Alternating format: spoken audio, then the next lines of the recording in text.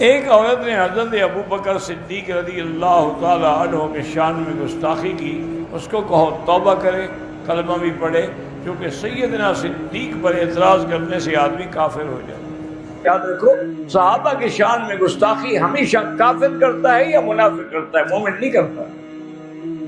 ایک بات ہمیشہ پکی یاد رکھنا، اللہ کے قرآن میں دیکھیں کہ جب ان کو کہا گیا آمنو کما آمن الناس، مکے والوں ایمان لاؤ جیسے صحابہ ایمان لائے ہیں۔ الناس اس وقت اور کون تھے سوا صحابہ کے؟ تو سب سے پہلی گالی مکے کے کافروں نے دی کہ انؤمن کما آمن السفہاء، اچھا ہم ایمان لائے جیسے یہ بے وقوف ایمان لائے ہیں۔ ان نے کیا دیکھا؟ حضور کے پاس نہ مال ہے، نہ دولت ہے، نہ طاقت ہے، کیسے ایمان لائے؟ ان بے وقوف ہیں۔ اللہ نے فرمایا میرا مدنی آپ جواب نہ دیں، میں تیرے یاروں کا جواب خدا عرش سے دے گا۔ اللہ نے جواب دیا کہ الا انہم هم السفہاء ولکن لا يعلمون۔ اللہ نے فرمایا یہ بدبخت بے وقوف ہیں جو صحابہ کو بے وقوف کہہ رہے ہیں۔ ان کو صحابہ کے علم کا مقام ان کے مقامات کا پتہ ہی نہیں ہے، جاہل ہیں۔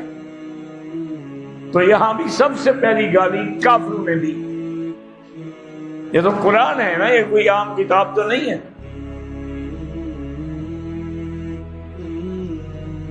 اسی طرح دوسری جگہ دیکھیں،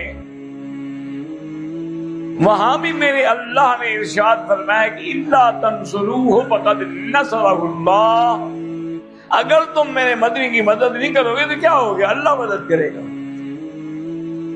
اور وہ مدد کیسے کی؟ اذ اخرجہ الذین کفروا، جب کافروں نے نکالا تو اب نکالنے والے کافر تھے اور جانے والا نبی اور صدیق تھا،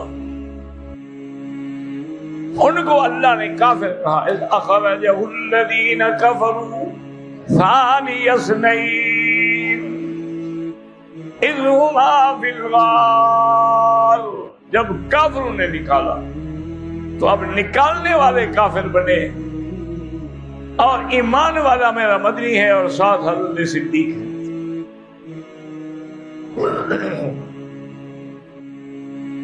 اسی لیے امام شافعی رحمت اللہ علیہ نے فرمایا کہ بھائی اگر قرآن کو دیکھو تو 3 جماعتوں کا ذکر ہے، تم خود غور کرو کہ کون سی جماعت میں ہو۔ تو ساتھیوں نے پوچھا حضرت کون سی جماعت؟ فرمایا والسابقون الاولون من المہاجرین، ایک جماعت تو صحابہ مہاجرین کی ہے جن نے مکہ سے ہجرت کی۔ دوسری جماعت کون سی ہے؟ والانصار، ایک مدینہ منورہ کے انصار ہیں جن نے سینے سے لگایا۔ یہ 2، اور تیسرے کون ہے؟ فرمایا والذین اتبعوہم بإحسان، جو ان مہاجرین انصار کی اتباع کریں اخلاص کے ساتھ۔ تو یہ 3 جماعتیں ہیں۔ فرمایا بھائی اب ہم نہ تو مہاجر بن سکتے ہیں نہ ہم انصار بن سکتے ہیں، وہ تو گزر گیا دور۔